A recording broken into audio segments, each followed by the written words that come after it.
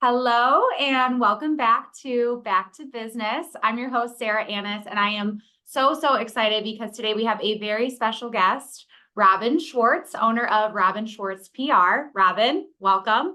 Thanks so much for having me. Oh, thank you for being here. I'm so excited. You're local to Detroit.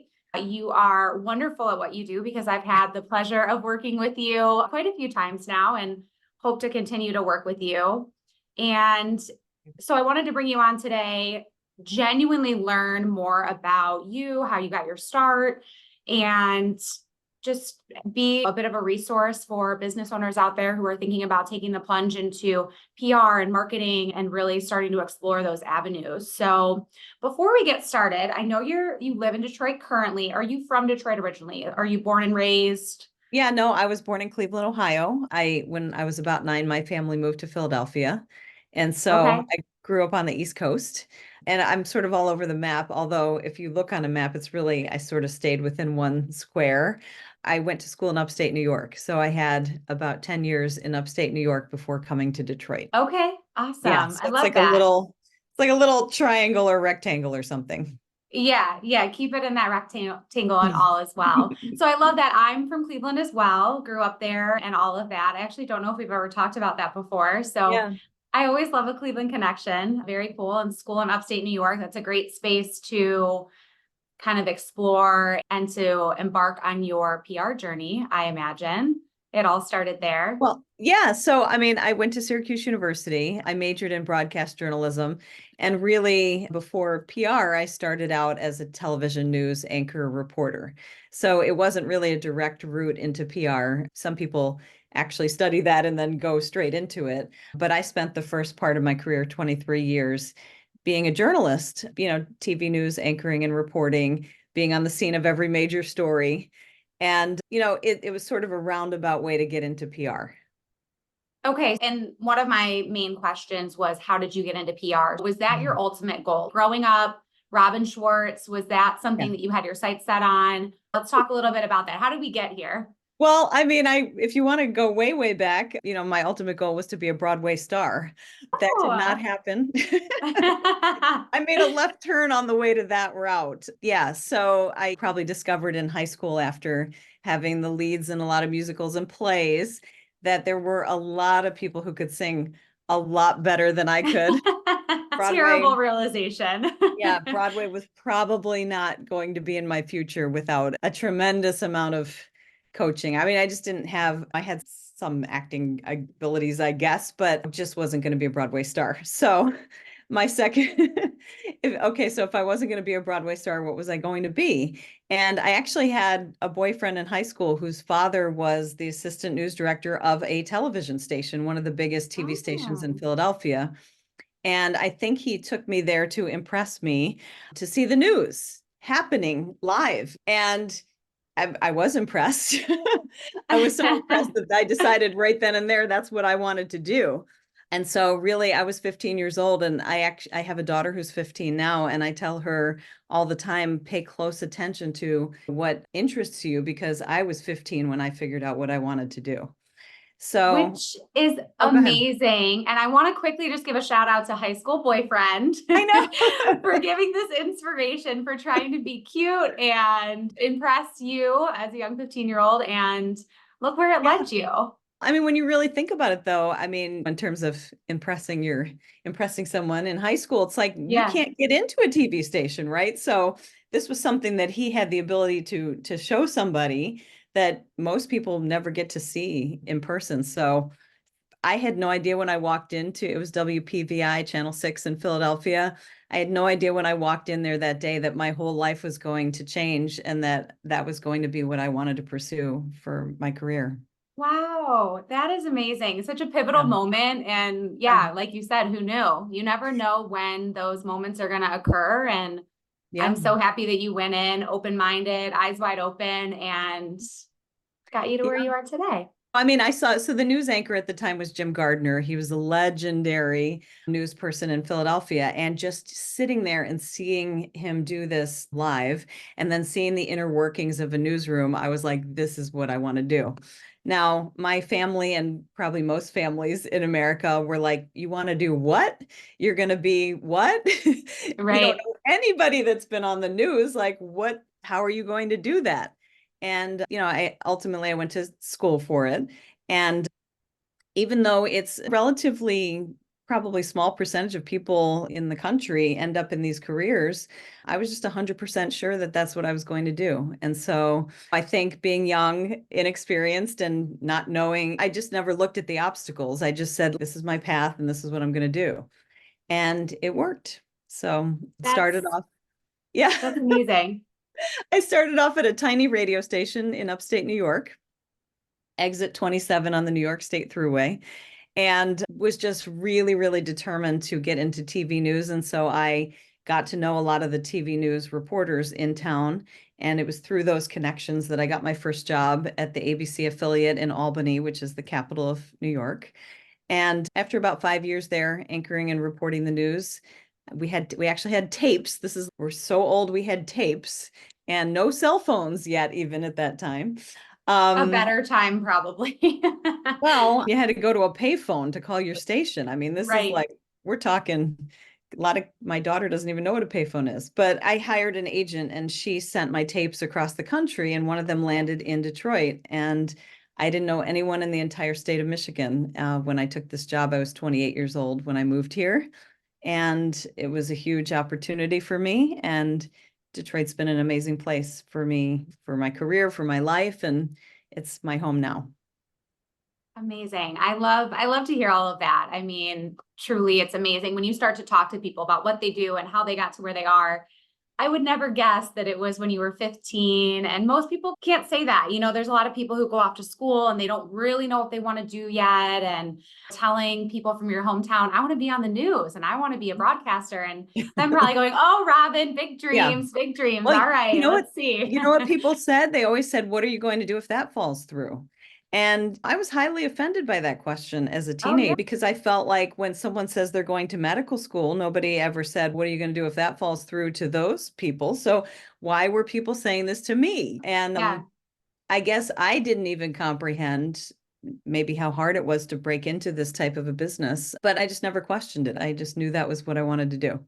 So you asked about PR. So I took a left turn or a right turn. Now I took another turn, probably, I don't know exactly when it was, but at some point I just started to feel like TV news is limiting my creative abilities as a storyteller. Every day we get a different assignment. We're covering the most important news of the day in our community, but you have to do it in a minute and 30 seconds because that's all the time you get. You have to do it in the same day. So all those reporters you see out there reporting, for the most part, they're doing their story the same day. And then you rewind and you go, okay, well, you have to research it. You have to go to the scene. You've got to interview people. You've got to log it, write it, produce it, edit it. And all that has to happen in such an accelerated window of time. I just wanted to do more with my storytelling skills. And within that little window of time that you get in news, I just didn't feel like I could do it. Right. So I started looking for what can I do with my storytelling skills. And I realized that businesses and nonprofits and people that I call everyday heroes have amazing stories to tell, but they don't know how to tell those stories. For example, my very first client, Mama Shu, is a wonderful woman. She has a nonprofit organization called Avalon Village. She's building a village in Highland Park in a blighted neighborhood, and she's transforming the entire neighborhood. She knows how to do that, but not necessarily how to tell her story or get on the news or get news coverage or any of those things. So I thought I could apply my skills to help businesses and nonprofits and everyday heroes tell their stories. And what I realized was that journalists are storytellers from the outside looking in, right? We're Mhm. outside the building saying, behind me is what's going on in there. And PR people are storytellers from the inside looking out. So they're crafting stories and developing stories from the inside of that building where the reporters are. And Right. so I thought, well, I can just change my perspective, take the same skills, but use them in a different way. And that's how I ended up in PR. Love that. Thank you. Thank you for taking us back. And I'm curious, when, if you consider your whole career, is there a point in time where you could say, this was my big break? This was the one opportunity that kind of catapulted my career or that took me to these new heights. And I know Yeah. you are a 15-time Emmy winner, which we will get into that because I want to learn more. Yeah. Okay. But yeah, was there a point in your career where you were like, this is it? Well, This I is mean, there were a few big breaks, right? So my very first TV news job, somebody taking a chance on me when I was just 22 or something like that with no prior experience. That was a big break for me in Albany. Going from being a reporter on the street to anchoring, those moments were big breaks. Coming to Detroit, I remember saying to my news director, I feel like my whole life has changed. And he was like, it has. So that was big. But then, honestly, the biggest break of my career was becoming an entrepreneur, going out on my own and saying, I own a company, which I had no idea what that even meant. I mean, you don't train for that. So I knew how to use my skills, but it's like, how do you start your own company?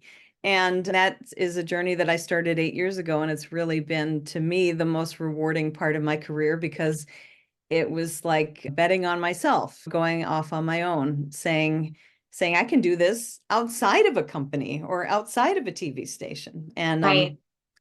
it's scary, it's a roller coaster, it's rewarding. We had to do it through COVID, but it's the best thing I've ever done. So I'm really proud that I was able to do that. Absolutely. It's a huge leap of faith. It's like, I'm really good at this, at storytelling and doing all of this, but then you add all of these components and building blocks that go along with being an entrepreneur and taking another betting again on yourself, I guess. And you were successful at it so many times. Why wouldn't this work too? So I'm Knock happy on that you wood. did it. Yeah, knock Knock on on wood. something. But it sounds like it's been a wonderful career. And I'm very happy for you and so happy to learn more about it. So I mentioned the Emmy wins, and I Mhm. know you have a little something on your desk Yeah, right now. I brought one with me just for you to see. Oh, how Um, beautiful. So yeah, 15 of these, and it's like, who's counting? Honestly, it's a personal achievement, It doesn't really, I don't want to say it doesn't do anything like having 15, or I know some people who have 70 of these. Right. But it's sort of like running a marathon or winning a race or accomplishing something personally, winning a gold medal in a sport or something. It shows that I was judged by my peers for the work that I do, and they picked me. And it's really rewarding to get that kind of Yeah. recognition.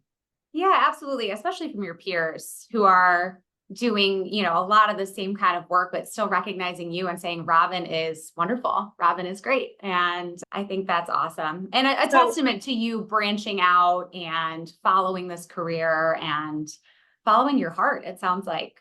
well, yeah, there's just a quick thing about the Emmys. So this is through the National Academy of Television Arts and Sciences, which has chapters all across the country. So this is the Michigan chapter, and they have different categories that you enter.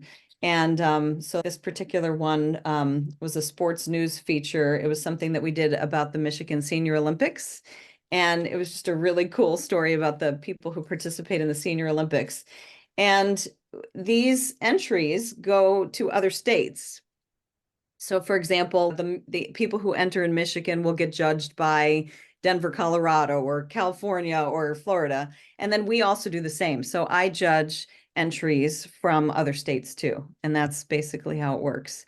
And then they have the big ceremony with the sealed envelope, and you come to the event. You don't know if you're going to win or not. And they make the announcements. And it's just kind of a fun, exciting thing. And you don't know ahead of time. That's really, No, you oh, know how that. fun. And I assume there's Yeah, a red carpet and lots of it's all that. cameras and Yeah. the whole They call thing. it Yeah. TV prom, TV Yeah. prom. You know that you're nominated, but you don't know Right. if you're going to win. And there's been many times when I've been nominated and I didn't win. There have been other times when we've won and I've been super surprised. The cool thing too is that a lot of them have been recent. So they're things that we're winning as a company, as our own company, as opposed to for news, which is kind of cool. Yeah. Awesome. Just a thing. Very, yeah, very cool. So when it comes to working with business owners, obviously you do a lot of great work for nonprofits, for-profit businesses, and everything in between. What is your main piece of advice when it comes to PR, public relations, when working with a business owner? Well, I mean, the first thing is just we help them identify the stories that they have to tell. I think a lot of businesses, maybe not as much nonprofits, but I think a lot of businesses don't realize the amazing stories that they have to tell. And it's an important thing to do. I mean, you work with businesses all the time and, helping them in a financial way and other ways. But it's like, how do you get your customers? How do people find out the cool things you're doing inside your building? You could be doing the coolest, most amazing things. You could have the most talented, incredible people. But if nobody knows, how do they get connected to you? Right. So we're all about storytelling. For example, today, I do have one person who works with me full time. Her name is Amy. And then other contractors that work with us, they're videographers or graphic designers, blog writers, photographers, people that play different roles in storytelling. And also, and I got to give a shout out to Kathy Belitsky, who I also work with on a PR projects. But we go in and we meet with businesses and we find out what their stories are. And oftentimes they, A, don't even know they have an incredible story. And B, if they identify that they have an incredible story, they don't know how to get it out there to the public. So we help Right. them do that. So Amy was with CBS this morning and they were with a company diversified members credit union who has their first African-American woman CEO in the history of the credit union. Wow. And she has an incredible story. She started off as a single mother on welfare. This is something she talks about very openly. She Mhm. got in as a teller with a credit union and she worked her way up through the ranks of the credit union and she is the CEO. And it just gives me chills, like kind of even saying that. But so many companies have stories like that and have incredible people in their company. And they don't realize that this is something amazing that they could tell. Right. So it sounds like you're a business owner. It is time to tell your story. It is time, whether you think it's amazing and incredible, or you think, oh, this is just run of the mill, because you really don't know how someone else will react to it. And it might connect with people who have similar stories, or who knows. But until you tell that story and until you get it out there, you'll never know what could have been. Yeah. I mean, it's funny, a lot of the organizations we work with do have really cool leadership stories. The Downtown Boxing Gym in Detroit is another one. Their founder and CEO was passed along from grade to grade without ever learning how to read or write in school. It Oh, turned out that wow. it turned out he had dyslexia, but nobody noticed it when they just kept passing him because you don't want a 14-year-old in first grade where he probably needed to be learning his reading. Anyway, he reached a point in his life where he learned how to read and write. And then instead of just taking those skills and making his own life better, he turned around and said, there's so many other kids who have the same experience I've had. I'm going to found an organization to make sure that they have all the tools, resources, and role models that they need to succeed and mentorship. And I mean, think of all the lives that organization has changed just by one person doing something in his own life and then wanting to help others. Like this is the kind of stuff as a storyteller, I just go crazy because this is what I live for. I live Yeah. to help tell these stories. So on the surface, you may see like, oh, okay, a nonprofit organization, the Downtown Boxing Gym. You might even think it's about boxing, which is not what it's about. It's about academics. But until you get inside and you find out what those stories are inside, you have no idea the amazing things that are happening. Right. And his Right. story could inspire so many other people. Totally. And these stories do give me goosebumps. I'm like, oh my Mhm. gosh, this is amazing. And if anyone listening to this podcast wants to see any of Robin's amazing work, I know you put a lot of it on LinkedIn, but what are other places where we could find, Yeah, I mean, we have a any? website, robinschwartzpr.com. And there's a YouTube channel where we house a lot of the video work that we do. So we work with people in a variety of ways. One of them is we help get them on the news and take their announcements and their stories and put them in the form of press releases or story pitches. And we work with reporters locally and nationally to help get those stories told. The other thing we do is we will create videos with companies that help either with testimonials or some storytelling inside of an organization. Like, for example, the Downtown Boxing Gym, which I just talked about, they have a new chef.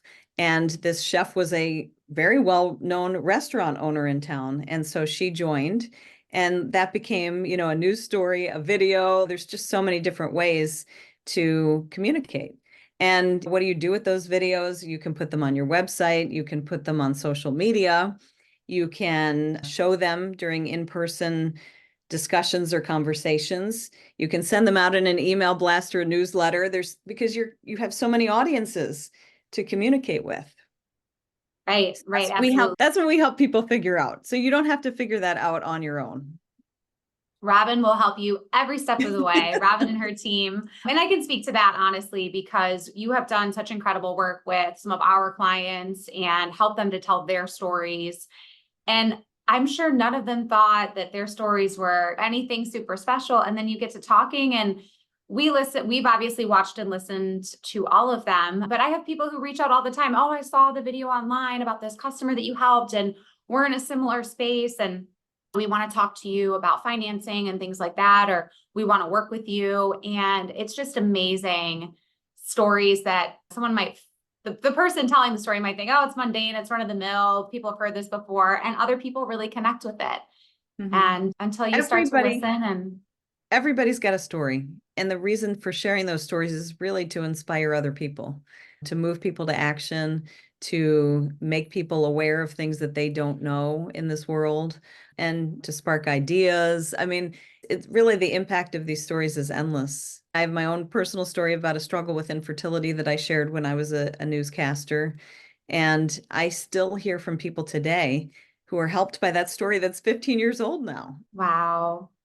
That's beautiful. And I mean, some of these topics are really difficult to talk about, but knowing that it will help somebody else and doing it for the greater good is just incredible. So, Robin, I have to say thank you again so much for joining me today and for telling your story. And I know sometimes it's hard to talk about ourselves, but it's really, it's so funny. I hate being in the seat where I'm answering the questions, because I'm usually the one asking the questions. So I know, talk about a little role reversal today, but it was really fun learning about you. And I hope that all of our listeners, that you check out Robin's website and her LinkedIn and see the amazing, amazing stories that she helps people tell. And she is a true storyteller, as her LinkedIn says, and she does a wonderful job of it. So thank you so much. Thank you. Wonderful having you, and hope to work with you again soon. All right. You can take my job anytime. You do great. Have a good one, Robin. Thank you.